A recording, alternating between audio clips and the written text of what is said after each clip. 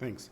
So I'm going to present my uh, problem trainee case, uh, and hopefully this is a problem that I experienced as a resident sometimes, seeing a couple of other residents, and also seen now it comes back to haunt me as a trainer. So this is my resident who's a 25-year-old male.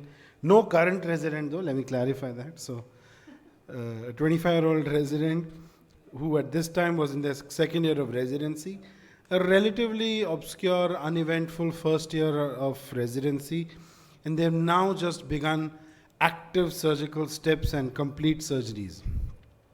And in the middle of this training program, for a 1 week period, he goes missing, switched off, untraceable, uncontactable. He lives off campus, so there was no way we could have sent someone to their, to their hostel or something.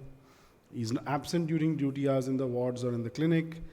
I think the first time this happened, his co-residents covered up for him and tried to, say things like he's unwell, etc., etc. And whenever there was any trying, we attempted to reach out to him, senior residents, professors, even the chair, there was absolutely no response. But miraculously, 6 days later, he's back. His excuse was he was unwell and he needed time to recover. The department even contemplated informing the dean or law and order services to see if he was really missing, because he lives off campus and there was no way to physically get him on track. And when we tried to do the 360-degree information or background check, in the clinic he is good with his history-taking, examination techniques. In fact, in the OR he's a little better than some of his peers and co-residents. His paperwork does leave a lot to be desired. And he's lagging behind severely on his thesis and his dissertation.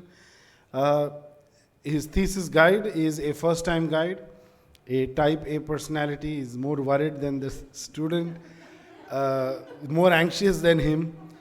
And, he almost seems to be taking advantage, knowing that this is a first-time thesis guide. The thesis is going to write itself and she'll do it for me, kind of, See a lot of heads nodding in agreement. Then again, there is a relapse, a second episode, 4 days, missing, incognito. Back again, with no remorse, We spoke to his legal guardian, is one of the names listed when they enroll, not taken seriously. So, are we missing something? Because, obviously we are missing something, but what is it that we can do? So is it a problem resident or is it a resident problem? So how do we correct this no fear for the consequences kind of an attitude? One of the actions or punitive things that we can use is to let them know that you're not going to be able to complete your university, your board exams. You'll not be appear for the exams or give your final theory exam. But the medical school, the medical college and the university has a very lenient approach, which is documented on paper and said you cannot fail behind a student and make them not appear for their final examination, so that sword on their hanging over their heads is also no longer there. Do we escalate it to their parents, their significant other, or something of that sort? What is the punishment, or if no punishment, how do we counsel? And more importantly, how do we handle the thesis guidance? A lot of questions, a lot of problems. So you've been the academic director for almost a decade. For those of you who need the actual story, contact me outside. I can't say it in Like I told you, when you asked me this case, I didn't even have to go far off. Yeah. This resident was responsible for 90% of my grey hair. Any comments? It wasn't me, please. Any comments? How do you, a resident who seems to be otherwise okay, but is just missing without any excuse, no remorse, uncontactable. What do you do? I'm sure there are. Everybody's looking at me like I had the blessing of having such a resident. So like I said, now it's come back to haunt me again. There's something very serious. The first thing that comes to mind is some drug addiction or something. Some personal issues also, I guess. Yeah, I mean, it could be one of the things that we need to look at is that. Going out incognito like this looks like. Have a system of counseling in our college. So if students or residents go unnoticed like this, not unnoticed, but without any response. So we have a psychiatric department and we send these students to them. And most of them come back with, after psychiatric evaluation, they come back with some psychiatric problem. And they are started on treatments. And they have improved, actually. So actually, the first time it happened, we tried to figure out where the trainee was the previous day. Did some faculty member, react impulsively, say something that shouldn't have said, cause something to upset or snap them, and introspect and see, was it us that did something that led to this? So, the first couple of days, the first day was maybe he's absent or not gone. The second and third day, we had to do this introspection, collective introspection, to see if we missed something. And that's when we realized, okay, maybe it's not us, it's them. Kind of a thing. I think punishment won't work at all. I mean, Yeah. that's just ruled out, doesn't really. Probably, like what you said, sir, the tracking of events, what happened the day before, the first time when he was not there, I think that Yeah. would. Probably some personal issues also, I guess, like what madam was saying, that's also a.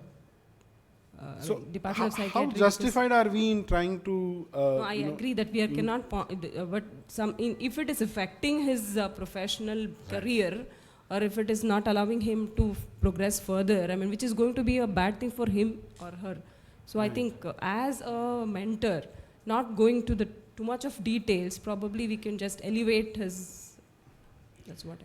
And part of me believes that there is definitely some factor. You did mention in your 360-degree analysis that research was not something that this particular resident was interested in. So there is a part of me which believes that he's probably not even interested in this subject. He might be good at it, Yeah. but he's not interested in it. Because if I were to be interested in something, I would show up every day, 10 minutes ahead of my time.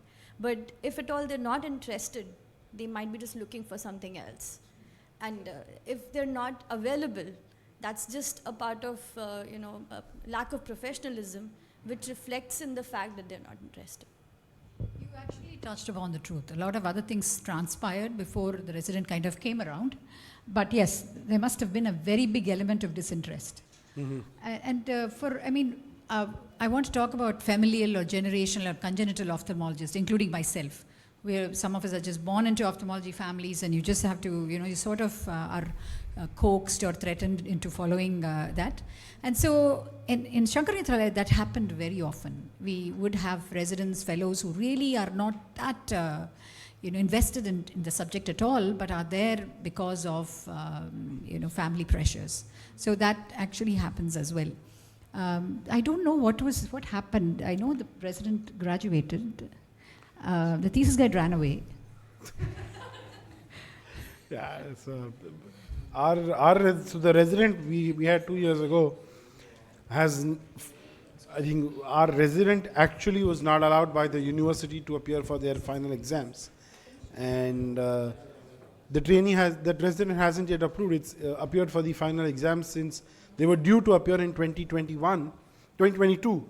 So it's been 2 years, and the resident now is actually pursuing a different career. So I think, like you said, my resident actually just vanished again, and I think the third time that they vanished, they didn't come back. So he's not completed or graduated. Exactly. I told one such resident to actually change the career, and now they're in something else. Ma'am, in this scenario, I would say the parents would need counseling more than the resident, people who forced him to do. Okay. Yeah. I think he should be told in no uncertain terms that you're really pushing your child in the wrong direction, might have thing.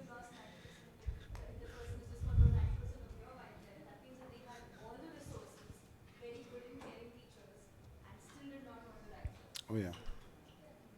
It's a roadblock for you. What else can you do that? This is a perfect case to illustrate that model of giving feedback. There is the advocacy and inquiry. That is based on understanding the frames of someone that justifies their actions and then leads to the results. Right.